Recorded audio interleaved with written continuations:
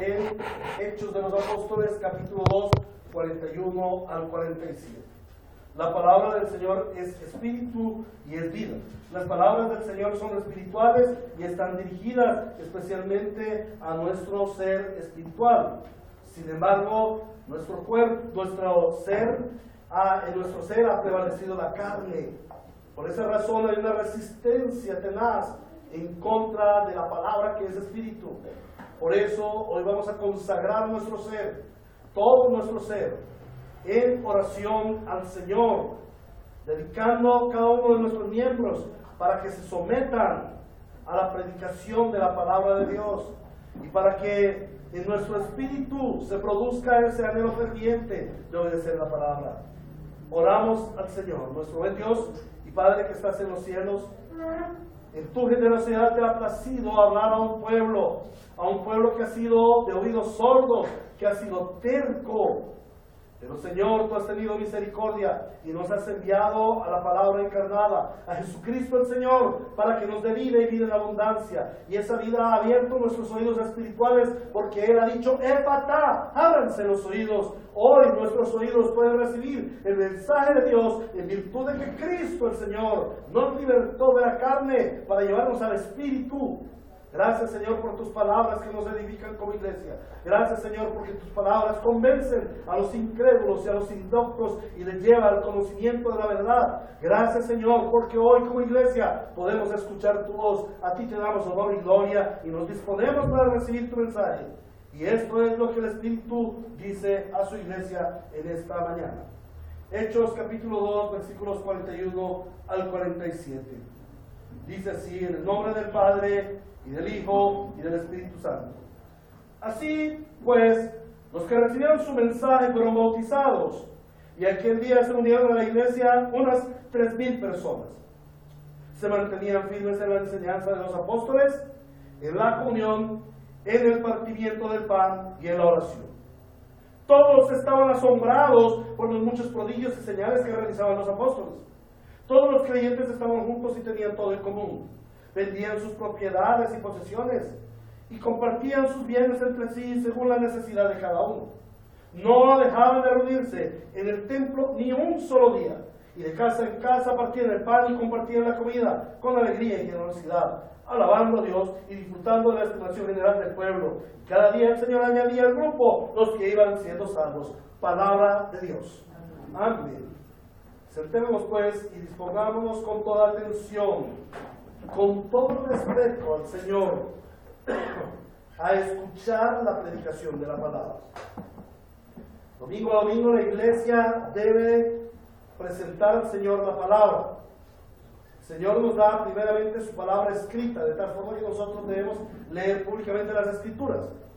Pero no solamente la palabra ha de ser leída públicamente, sino que también el Señor ha dado dones a su iglesia, a los pastores y a los maestros, para que expliquemos la palabra.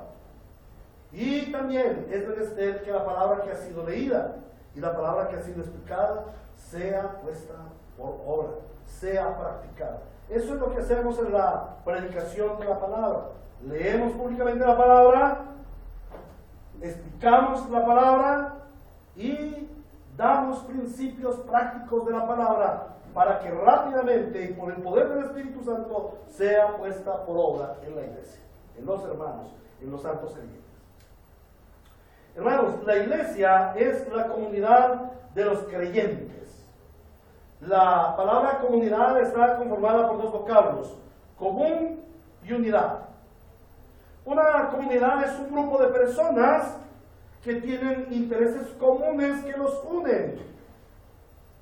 Perdón.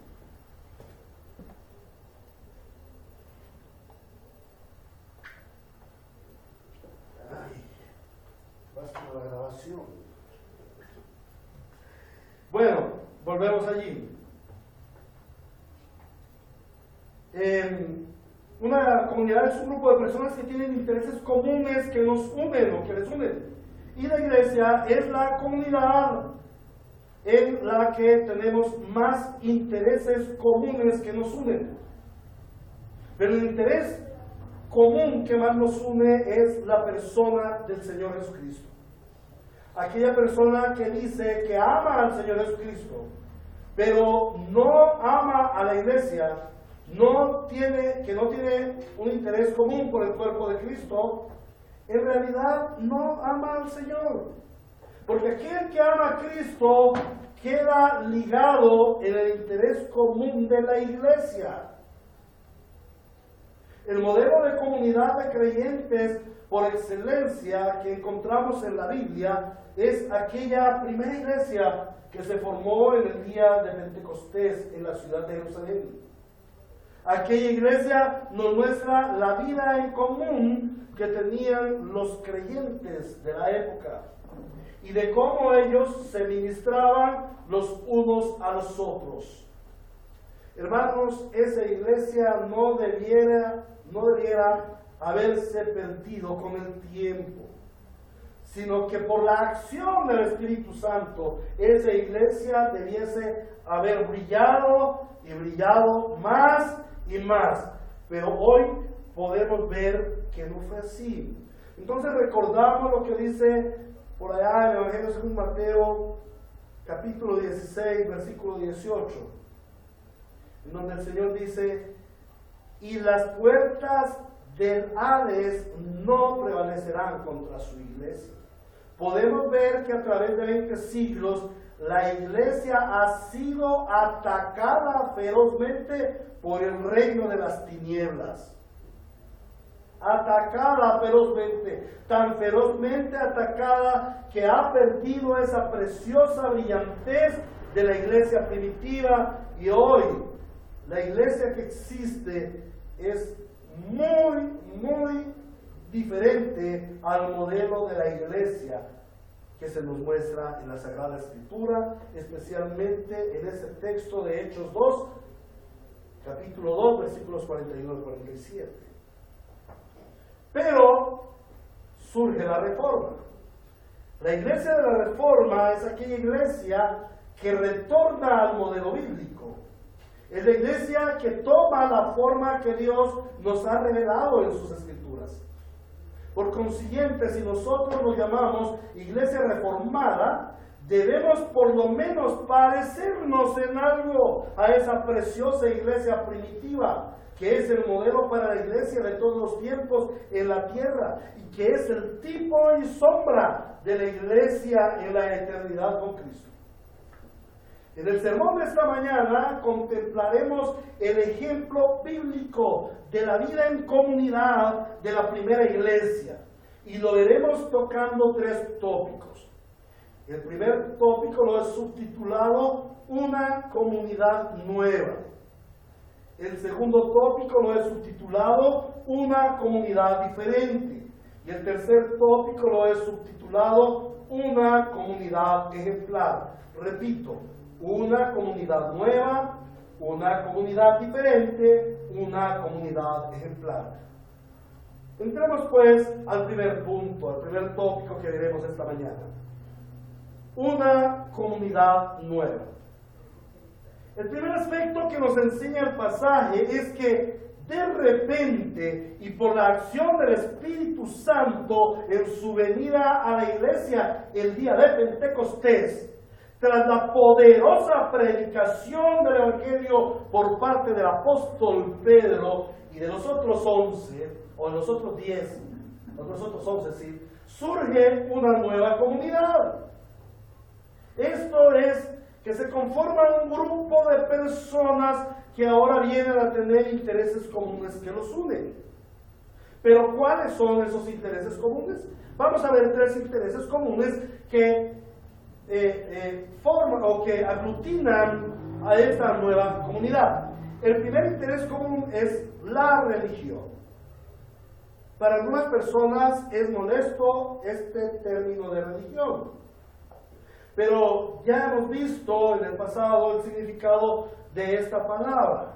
Recordamos la palabra religare. Religión proviene del latín religare, que quiere decir volver a juntar. Y respecto de nosotros, de la parte espiritual, religión para nosotros es volver a juntar a Dios con el hombre. Entonces, vamos a verlo desde el aspecto desde el punto de vista de tener una relación con Dios. Aquellos cerca de 3,000 nuevos creyentes que vienen a participar de la nueva comunidad tienen un interés común. ¿Cuál es su interés común? Relacionarse con Dios por medio del Mesías. Sí, el más importante interés común de la comunidad de la gracia, de la iglesia primitiva, es la persona del Señor Jesucristo. Eso era lo más importante para ellos. El Mesías. Recordemos que era una comunidad judía. Una comunidad judía que estaba esperando el Mesías, pero el Mesías había venido y ellos no lo reconocieron y ellos no lo recibieron. Pero hubo un grupo de personas, dice más, a todos los que le recibieron, los que creyeron en su nombre, les dio potestad de ser llamados hijos de Dios. Estos 3,000 eran ese tipo de personas que, perteneciendo a la comunidad religiosa judía, ahora venían a levantar una nueva comunidad, que es la comunidad de los creyentes en Cristo. En la comunidad judía, el centro del culto, el centro del tiempo, el centro del templo, el centro eran los rituales, pero en esta nueva comunidad el centro es Cristo y el centro es la relación con Dios. Ahora bien, en nuestros tiempos, formar parte de la iglesia es algo normal, es algo hasta snob. Pero en la época del relato era casi una locura suicida. Solamente hacía 50 días que habían crucificado al Señor Jesucristo, el líder de esta nueva comunidad. Y a lo mejor algunos de estos que estaban allí haciendo su profesión de fe por Cristo habían también estado aquel día en que gritaron, en que la multitud gritaba: ¡crucifícale! ¡Crucifícale! ¡Crucifícale! ¿Qué pasaría ahora con estos? Su conversión había sido un acto muy público, todo el mundo la había visto. A esas alturas ya toda Jerusalén tendría el listado de los participantes de aquella nueva comunidad. Digámoslo de otra forma, del sindicato de los cristianos. Y pronto comenzarían a ser perseguidos. Debemos considerar también el estado emocional que padecían aquellos nuevos creyentes al haber abandonado a sus antiguos líderes religiosos, a los cuales se refiere el apóstol Pedro cuando les dijo: sálvense de esta generación perversa. Eran unos líderes que cada día nos alejaban más de Dios con sus legalismos, con sus normas asfixiantes, pero sin efectos espirituales. Ellos no tenían el evangelio, ellos tenían legalismo. Ellos tenían la ley, pero el evangelio había venido. Ahora, esta nueva comunidad había creído en el evangelio y tenía un verdadero interés común. ¿Y cuál es el interés común? La salvación de sus almas. Sálvense de esta generación perversa. Estos dos intereses comunes le conducían a un tercer interés común. Todos caminaban hacia un mismo destino, todos tenían un mismo propósito. ¿Cuál propósito? La esperanza gloriosa. Todos anhelaban el cielo prometido. A diferencia del pueblo de Israel, que esperaba la tierra prometida, ahora esta nueva comunidad, la iglesia del Señor, anhela el cielo prometido. Bueno, y si todos caminaban el mismo camino, ¿por qué no caminarlo juntos y en unidad facilitarnos ese diario caminar? Hablamos la Biblia en Eclesiastés 3, 4, 9 al 12. Dice la palabra del Señor: más valen dos que uno, porque obtienen más fruto de su esfuerzo. Si caen, el uno levanta al otro. Hay el que cae y no tiene quien lo levante. Uno solo puede ser vencido, pero dos pueden resistir. La cuerda de 3 hilos no se rompe fácilmente. Ellos, aquella nueva comunidad, habían comprendido muy bien la ley divina de la sinergia. ¿Y ¿Qué es la ley divina de la sinergia? Algo tan sencillo. El trabajo comunitario potencia los resultados. Más valen dos que uno. Porque van a obtener más fruto, van a tener mayor ganancia de lo que hacen. Ahora, estas tres características mencionadas anteriormente debiesen ser los más importantes intereses comunes de la iglesia en todo tiempo. Pero surge la pregunta, ¿son esos los intereses comunes de la iglesia del siglo XXI? Voy a repetir los intereses comunes. Primer interés común, Jesucristo el Señor. Segundo interés común, la salvación de las almas. Tercer interés común, la esperanza gloriosa del reino venidero. Son esos los intereses que tiene la iglesia de nuestros tiempos, llámese como se llame. Son esos los intereses comunes de nuestra iglesia local, Iglesia Bíblica Ríos de Gracia. ¿Estamos poniendo atención, hermanos?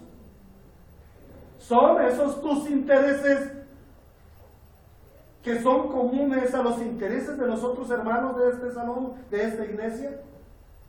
¿Participamos juntos del interés común de adorar, servir y vivir para Cristo y solo para Cristo, a pesar de que ello nos cueste la misma vida? ¿Participamos juntos del interés común de vivir, perseverar y participar a otros de la preciosa salvación otorgada por Cristo el Señor en la cruz del Calvario? Amados hermanos, tenemos nosotros el interés común de caminar juntos para asistirnos en el camino de la promesa celestial. Vaya preguntas. Si estos tres puntos no nos están uniendo comúnmente, no somos comunidad de gracia. Y entonces la iglesia local va a estar expuesta a disolución. Muchas personas se preguntan, ¿pero por qué las iglesias se dividen? La respuesta está aquí. Porque sus puntos ya no son comunes. Y lo que aglutina a la iglesia son esos puntos comunes. Primero, el Señor Jesucristo. Segundo, la salvación de las almas. Y tercero, la esperanza gloriosa.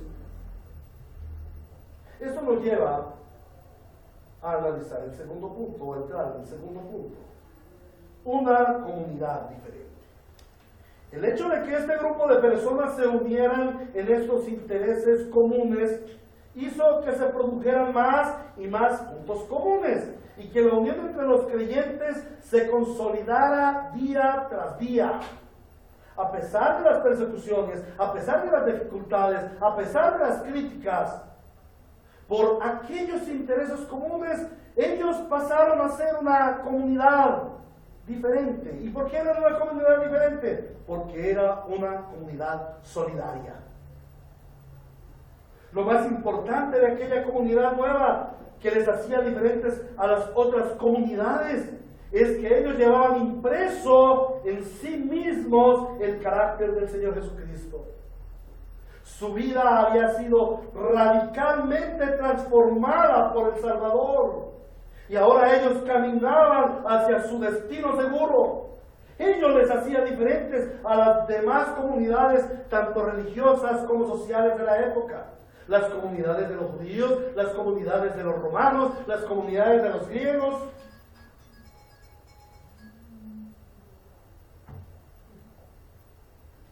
Se dañó la grabación.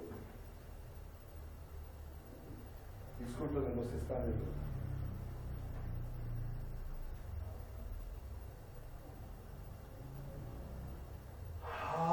Bueno, ¿en qué íbamos? En que aquella comunidad era diferente de las otras comunidades, porque llevaban impreso en sí mismos el carácter del Señor Jesucristo.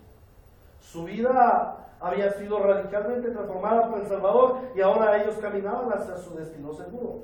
Y ello les hacía diferentes a las demás comunidades, tanto religiosas como sociales. Y hablamos de las comunidades sociales como los griegos, los judíos, los romanos. Pero también hablamos de las comunidades religiosas, como los fariseos, los saduceos. Una de las características de las más importantes de la naturaleza transformada y de llevar impreso el carácter de Cristo es que ellos se ministraban los unos a los otros. Algunos por decisión, otros por desprecio y otros por consecuencia. Abandonaron sus comunidades raizales y se dedicaron a esta nueva comunidad. Y para fortalecer los lazos de unidad, se dieron a sí mismos por amor a los otros.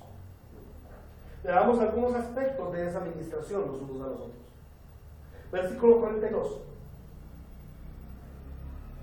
Dice, se mantenían firmes en la enseñanza de los apóstoles, en la comunión, en el partimiento del pan y en la oración. Allí vemos tres aspectos de la administración los unos a los otros. Primer aspecto, se edificaban los unos a los otros. Ellos se mantenían fieles en la enseñanza de los apóstoles. Ellos se interesaban por el crecimiento espiritual de cada hermano en la común fe. Se enseñaban diligentemente las doctrinas que los apóstoles habían recibido del Señor Jesucristo. Y como consecuencia, ellos conocían cada vez más a Dios y estaban más firmes en su vocación, en su propósito y en su destino. Otro aspecto de esa administración los unos a los otros es que dice allí que oraban. Sí, oraban los unos por los otros.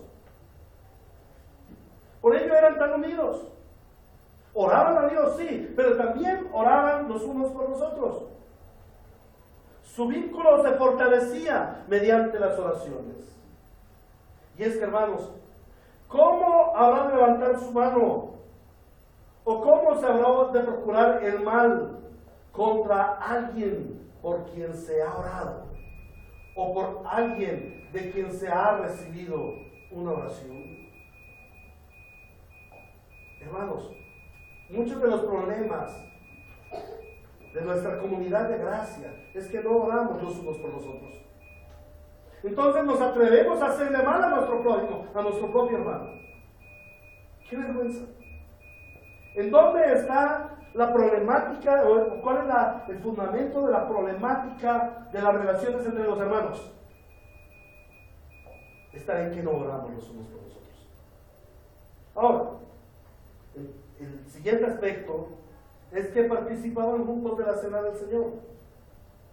Y muy probablemente se confesaban los pecados los unos a los otros sin temor de ser juzgados o condenados. Los hermanos en la común fe tenían luchas comunes, sabían de sus debilidades, pero se preocupaban los unos a los otros por esa santificación de la nueva comunidad. Ellos entendían el propósito divino de hacernos santos. Por eso los hermanos se preocupaban por la situación espiritual de sus hermanos. Y no solamente oraban, sino que se confesaban sus pecados los unos a los otros. Y eso lo vemos claramente cuando en Santiago 5 el Señor nos dice: oren por los unos por los otros y confiésense los unos a los otros sus pecados. Veamos otros tres elementos en el versículo 44 y 45. Dice así: todos los creyentes estaban juntos y tenían todo en común.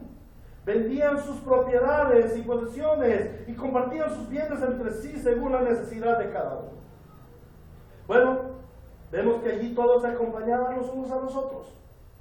No existían creyentes abandonados y los unos se preocupaban por los otros permaneciendo juntos.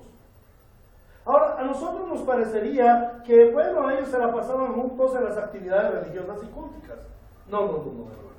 Ahí dice que permanecían, perseveraban, constantemente estaban juntos. Eso nos indica que se acompañaban en sus labores, se acompañaban en sus negocios, se acompañaban en sus casas, se acompañaban en los destinos diarios, se apoyaban los unos a los otros. Hermanos, decididamente ellos se servían los unos a los otros, en todo sentido, espiritual y material. Algo que se ha olvidado absolutamente en la iglesia moderna. Ya casi ni nos conocemos, ya casi ni sabemos quiénes somos. Cada uno para su casa. Al terminar el culto, cada uno para su casita. No hay un deseo de intimar entre los hermanos, como sucedía en esta primera comunidad. El segundo aspecto que vemos es que ellos se honraban los unos a los otros. El texto no nos indica que esta comunidad se convirtió en un grupo asceta, retirado por allá unos monjes de clausura. No. Ellos continuaron con sus vidas normales en Jerusalén y en los campos y en las poblaciones cercanas. Simplemente que aquella comunidad nueva y diferente había llegado a ser de gran valor para cada uno de sus miembros.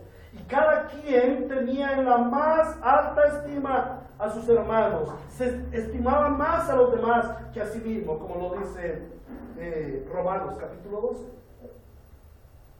Oh, cuán bello es tener en alta estima a los hermanos, tener por superior a mis hermanos. ¿Tienes tú por superior a tus hermanos? ¿Hay en ti un gran respeto por tus hermanos? Aborrezco cuando los jóvenes le dicen a una hermana: hola Cruz, hola Ángela, hola Pedro. No es así, hermanos. No es así. No podemos tratar a las personas con desdén. Debemos respetar, debemos honrar a nuestros adultos, a nuestros mayores.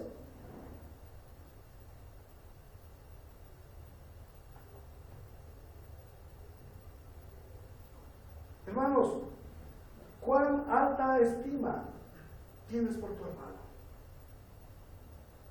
A veces nos pasamos de descarados. A veces nos pasamos de descarados en el trato, en la relación con nuestros hermanos.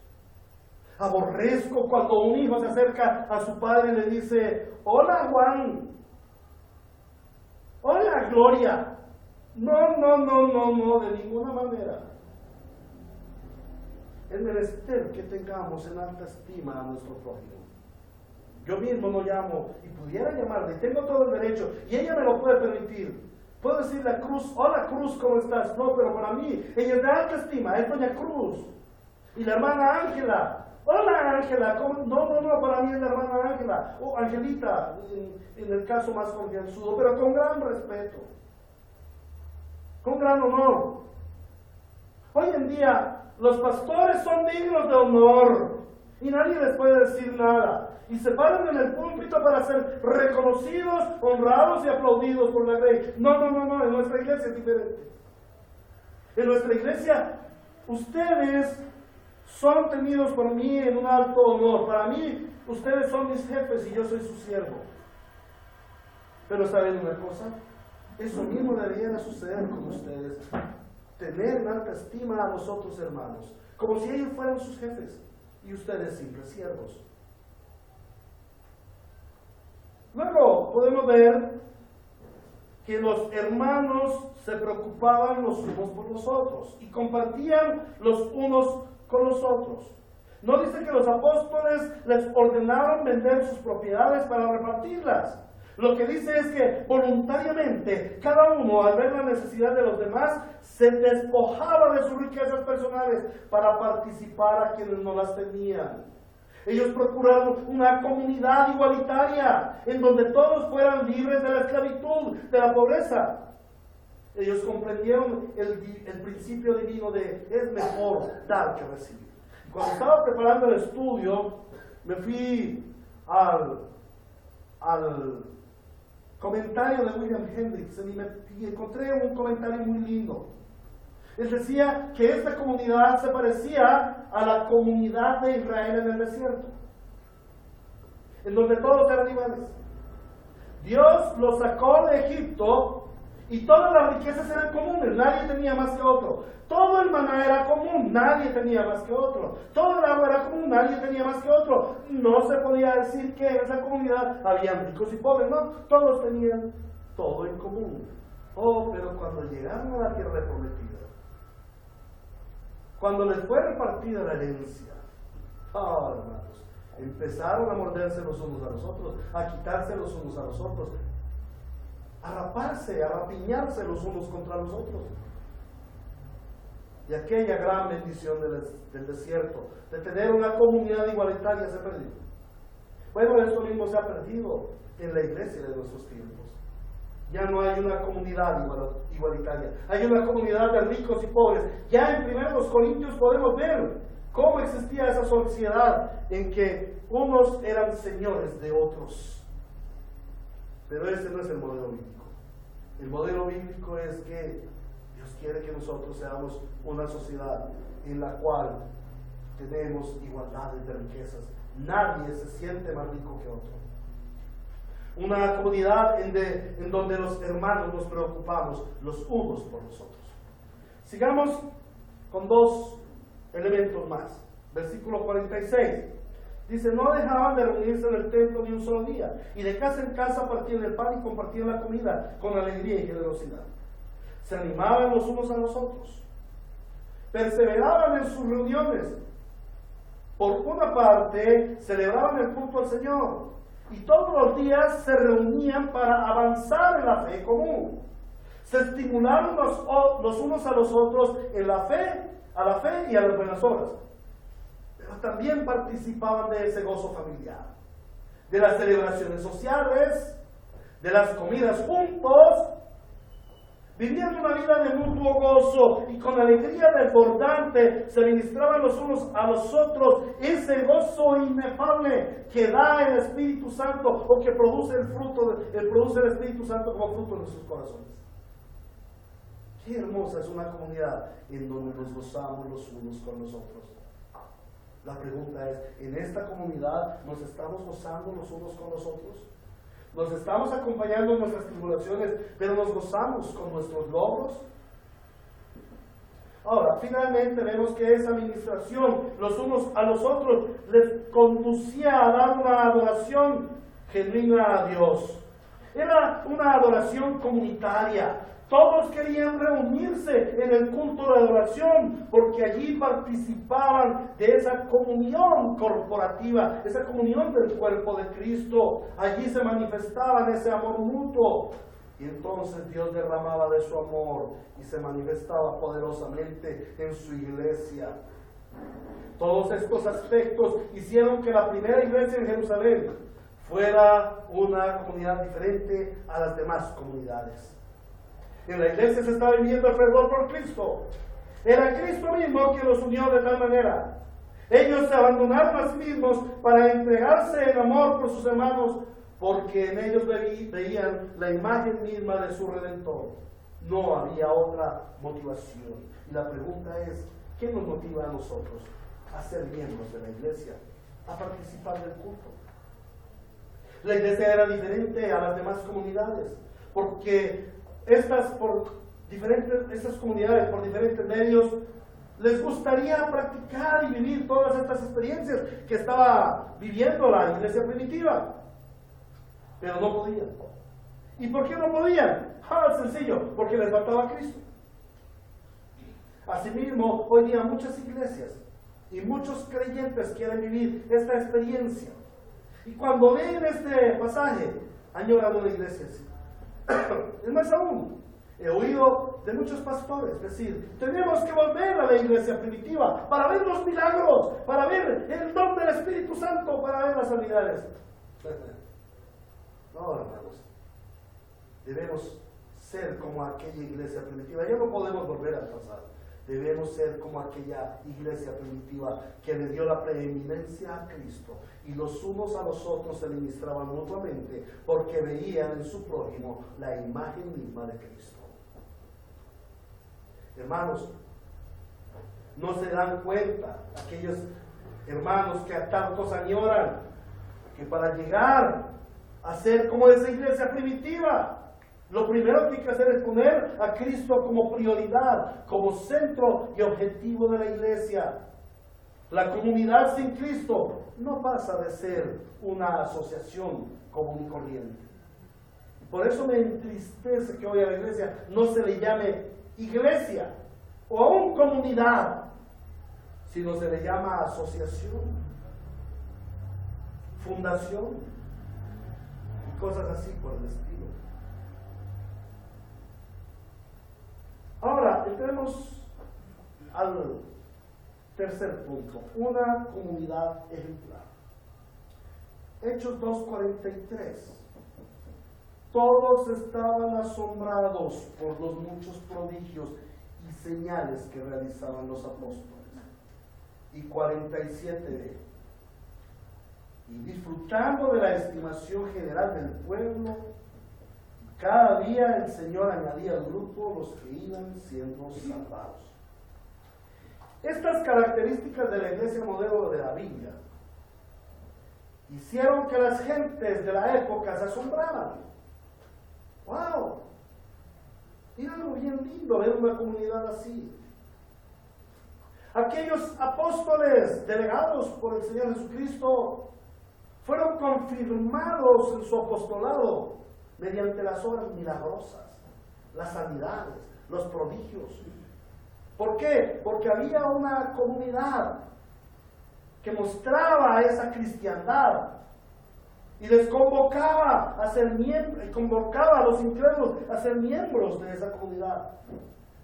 Aquellas gentes tuvieron en alta estima a los creyentes, dice, y disfrutaban de la estimación general del pueblo. Eso produjo que la iglesia creciera.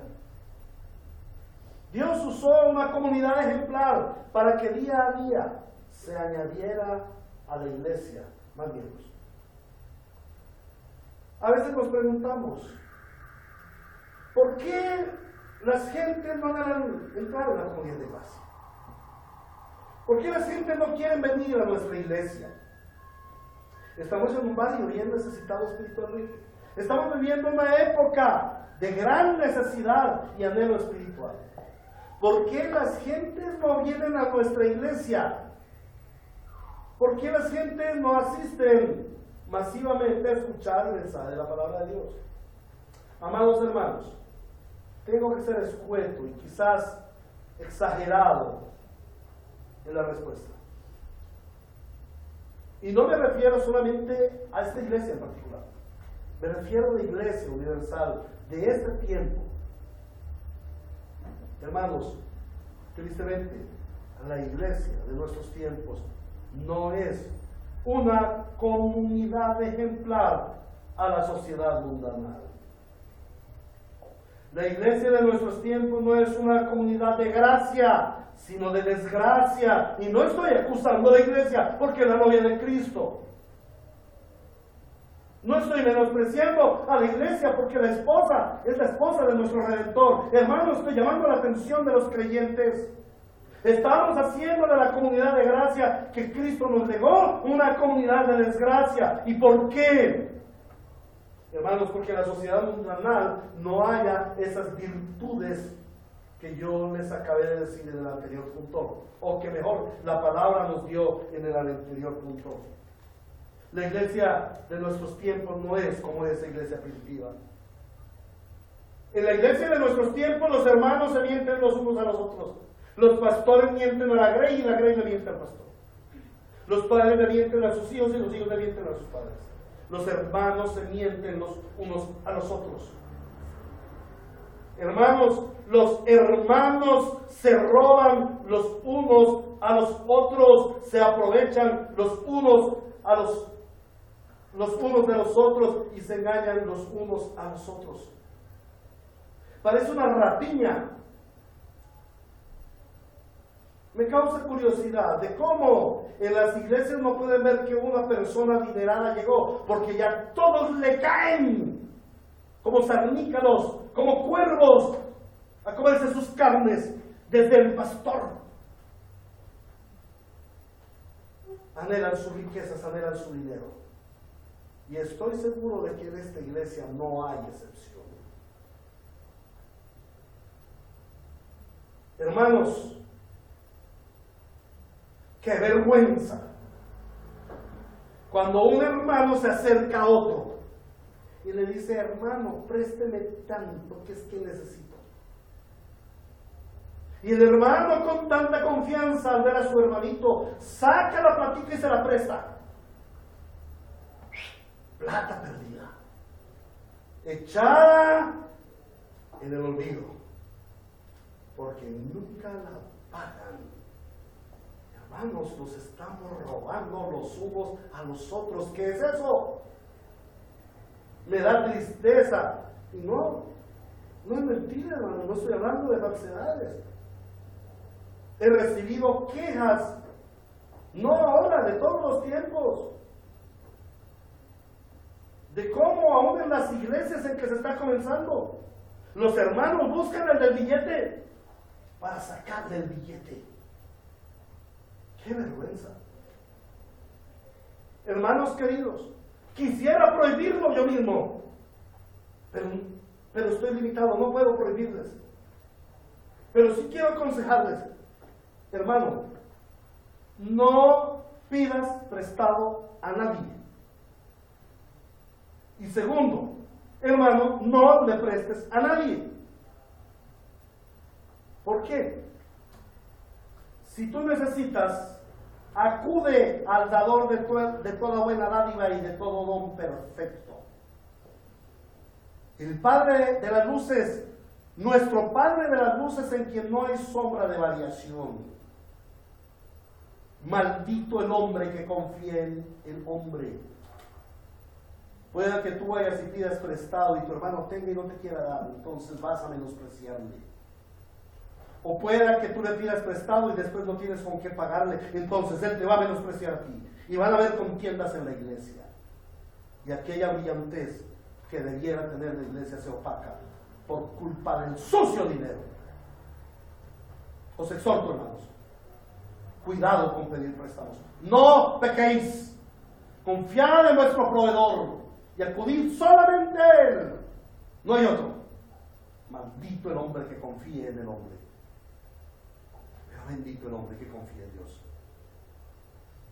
¿Cuántas veces yo he pedido dinero a ustedes? ¿Cuántas veces en 10 años de ministerio? Y ustedes conocen los padecimientos económicos por los cuales he pasado. Y pasamos cuando mi esposa estaba en vida y nuestros hijos estaban en el estudio, y pasamos diferentes circunstancias económicas difíciles, pero no acudimos a ustedes a pedir prestados. ¿Por qué? Porque tenemos un proveedor que es Dios, y Dios siempre se proveerá para nosotros. Tampoco podemos prestar a nadie, entonces no te acerques a pedir prestado. Cuidado con eso, hermanos. Cuidado con los engaños. Cuidado con las mentiras. ¿Por qué habremos de mentirnos los unos a los otros? La iglesia debe ser como la pareja en el paraíso, transparente, sin mentiras. No tenemos por qué mentir a los hermanos. No tenemos por qué edificar edificios, casas, en base a mentiras. Los mentirosos no heredarán el reino de los cielos. Ah, no, pero yo ya fui perdonado por Cristo. Bueno, si eres mentiroso, no, has nacido de nuevo. Eres pecador. Los verdaderamente nacidos de nuevo no mentimos, no sacamos excusas, no sacamos disculpas. No nos mentimos los unos a los otros. Hermanos, no seamos como perros que se muerden los unos a los otros. No nos irritemos los unos contra los otros. No nos envanezcamos los unos sobre los otros. No murmuremos los unos de los otros. Cuidado, hermanos. Porque cuando tú murmuras de tu hermano, estás murmurando de la esposa de Cristo. Entonces, acércate a Cristo y pregúntale: ¿cómo te parece si yo hablo mal de tu esposa? ¿Qué creen que diría el Señor? Hermanos, cuidado con esto. Las gentes no quieren entrar en una comunidad tan corrupta como en la que ellos viven. ¿Para qué ir a la iglesia si es tan corrupta como el mundo en que yo vivo? Eso he oído de muchos. ¿Para qué ser parte de una iglesia en donde vive la misma corrupción?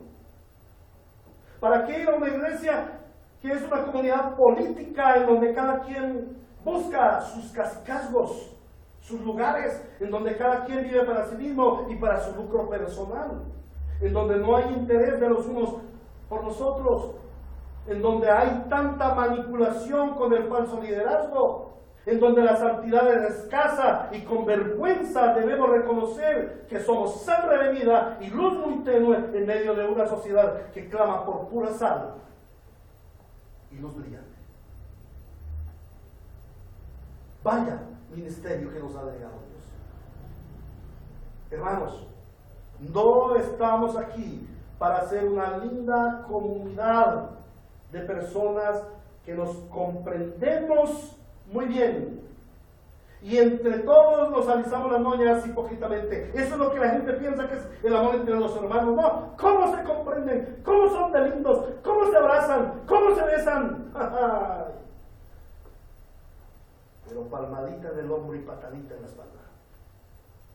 Hipocresía farisaica.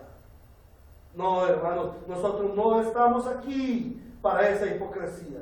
No somos iglesia para ser moralmente aprobados de los hombres, para tener una alta ética, que los hombres se paren delante de nosotros y nos digan: ¡bravo, cristianos! Ustedes sí son éticos y morales. No, hermanos, no estamos para eso. Somos iglesia para reflejar al mundo a la persona del Señor Jesucristo, como lo reflejaba esa iglesia primitiva. Somos iglesia para mostrar al mundo el poder de la preciosa obra salvífica de nuestro Señor Jesucristo y la transformación radical que Él obra en nuestras vidas. Somos iglesias para mostrar al mundo que Cristo es la única oportunidad de salvación y vida eterna, pero que sea una verdadera salvación y que sea una verdadera vida eterna.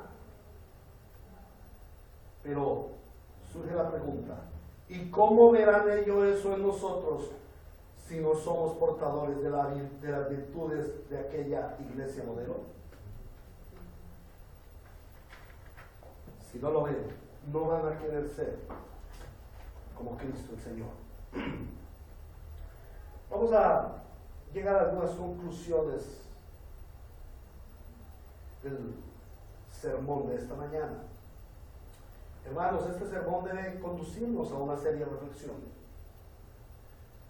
¿Somos nosotros esa iglesia que nos modela el Señor en Hechos 2, 41 y 47? O a lo mejor, ¿será que somos como aquellos fariseos hipócritas de quien Pedro dijo: sálvense de esa generación perversa? Cuidado, hermanos, que seamos de estos últimos. Hoy el Señor nos ha mostrado el verdadero modelo de la iglesia en el aspecto del ministerio los unos a los otros. Como creyentes debemos anhelar ser una iglesia como ese modelo que Cristo nos ha dado en su palabra, una iglesia que refleja a Cristo. Hermanos, Dios nos está llamando a ser luminares del mundo, a ser ejemplos. Y la verdad que estamos tan cercanos o tan distantes de este propósito en la misma medida en que estemos cercanos o lejanos de Cristo. Recordemos que nuestros puntos comunes de unidad son Cristo, nuestra salvación y la esperanza gloriosa. Y para ello debemos vivir. Ahora entremos a 3 aplicaciones. La primera aplicación es el arrepentimiento. Al estar confrontados con la palabra no nos queda otro camino, si somos verdaderos cristianos, que arrepentirnos.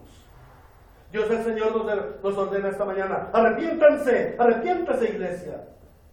Sí, amados, arrepintámonos de no tener en alta estima lo que Cristo estima con el máximo valor, su iglesia amada por la cual Él entregó su vida. Sí, hermanos, arrepintámonos de no amar a nuestros hermanos como Cristo los ama. Hermanos, arrepintámonos de no ser el reflejo de la gloria de Cristo en su iglesia. Arrepintámonos por el mal testimonio público de la iglesia.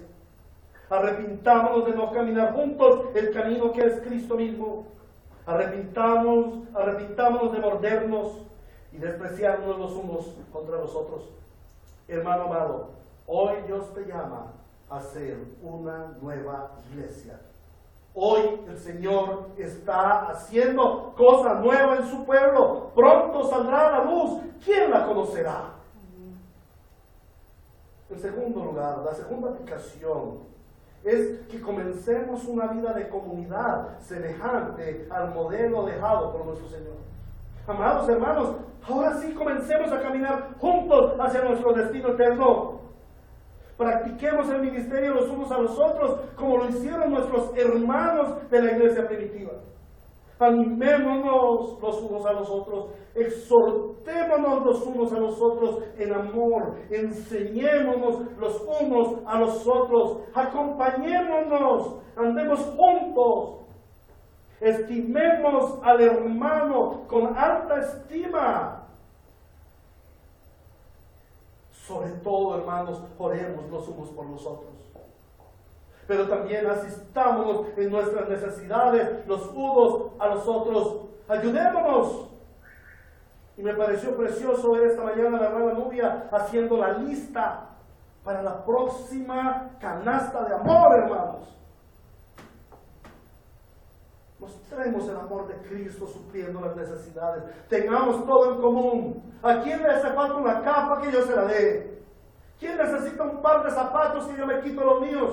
Aunque tenga que andar descalzo, hermano. ¿Cuáles son tus necesidades? Así como Cristo se despojó a sí mismo y se hizo pobre, para que en su pobreza todos fuésemos enriquecidos, cuánto más nosotros debemos vivir la vida común, no pretendiendo ser ricos, sino que todos tengamos el mismo estatus. Y no estoy convocando a los hermanos a que vengan a sus casas y me las traigan aquí, como algunos lo dicen, como algunos lo hacen.